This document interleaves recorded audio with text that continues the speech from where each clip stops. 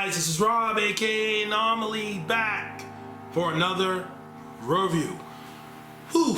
Alright guys, so I know I've been hitting you guys really hard with the concepts. Real hard. Dan really threw a lot of curveballs at me. I talk to Dan every day. He's one of my best friends in this hobby and in life in general. But even with me, I don't know what he's doing half the time. Sometimes he just drops bombshells on me. And this is an example of one of those bombshells. He's like, Rob, I got something. Bastard, he knows I have.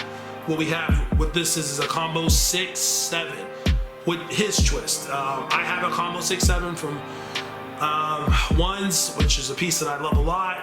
But this piece is very different. It has its own twist. And I'm just gonna go over all the details, man. It's very overwhelming, as with a lot of Dan stuff, because he goes real hard. His style is very aggressive, over the top, as it should be. And it's just, I've been in this hobby for a long time, and it's a lot to digest. So, with all that being said, let's get right into it, guys. All right, guys, let's start off with the COA. Mama's Boy, 6'7", 23.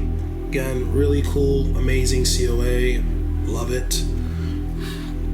I'm gonna try to get as much as I can, as quickly as I can, guys. We got this bust with a conceptualized part 6 head. Looks fucking creepy and scary as hell. Again, I really love these busts. This is another conceptual mask. Really grimed out, really weathered really hard. I love these busts because they look extremely lifelike, and they have real material, weathering, and they really add to the overall presence. This head sculpt is really dark, so kind of hard to maximize, but you guys kind of get the point. Here we got like a porch dio, lots of nice vegetation. Every pebble here has literally been hand painted. Very meticulous. Completely, this whole piece is completely made by Gallactibles. Everything is proprietary. No eBay, no sourced anything. We got the Book of the Evil Dead. That's custom as well. Beautiful porch dio. We got the axe. You guys will see this from angles. I'm gonna get right into the figure.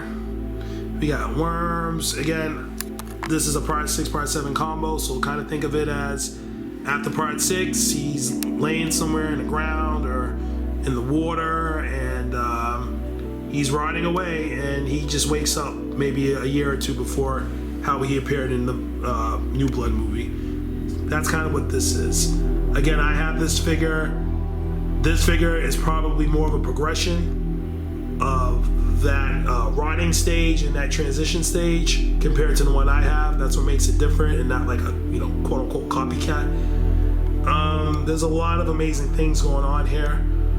Lots of beautiful coloring, weathering, mud work, grime work, tattering, feathering. That's a mouthful right there, guys. There's just so much to show on this figure.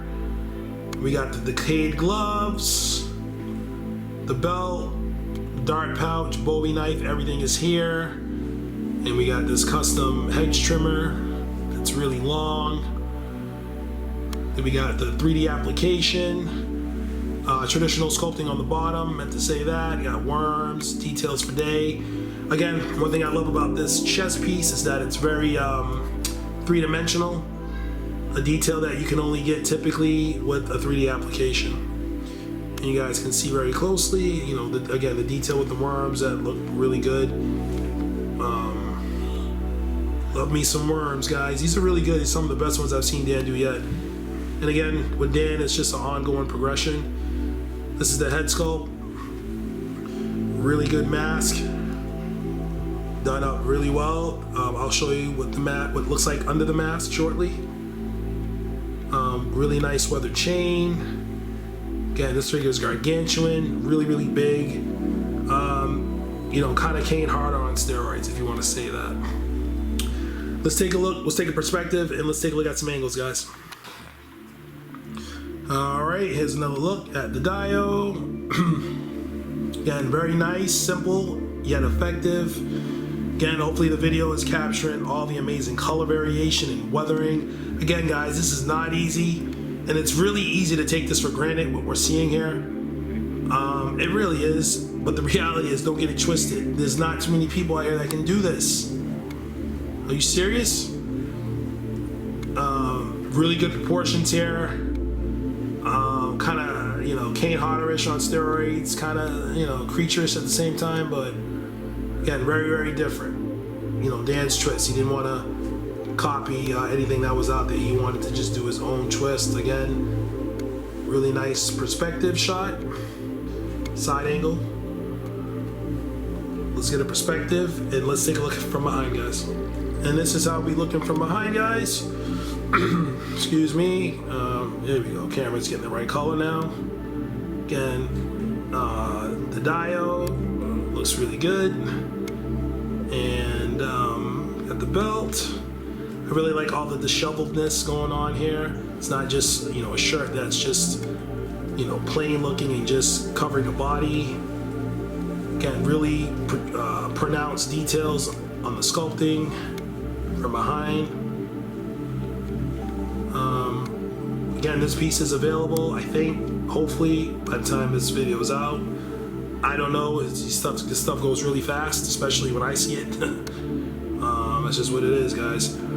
Again, very imposing, really good. Let's take a look at one last angle, guys.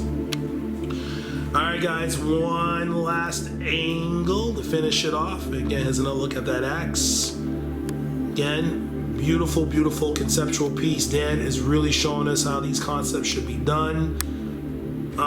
Shout out to all the artists out there doing them too. You know, we got a few people out there, but we gotta admit, we haven't seen anything quite like this in this hobby at this level, at this degree, and I'm loving it.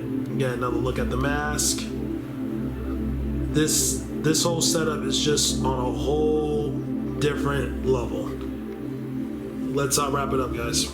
Here's quickly, guys, how this head looks. This is a conceptual part 9, or I don't know, Jason Goes to Hell, something. But that's just kind of how it looks without the mask. Again, really, really nice. And let's wrap it up. All right, guys. So I hope you enjoyed that in-depth, detailed review on this Combo 6-7 Jason. Again, Dan Gallactibles, whatever you want to refer to, is just an amazing artist doing some awesome things in the hobby, hitting us off with something different, something that we've never seen before. I don't know about you guys, but I like my pieces to look lifelike. I like them to pop out of the D-top, and I like it to be something that you can't get anywhere else. And let's be honest, guys, we got companies like InArt, you know, Hot Toys, now J&D getting into the mix. Yes, these are great companies, and yes, mass-produced companies are always stepping up the game and producing really amazing shit, especially with that recent release with Gandalf from Lord of the Rings, whatever.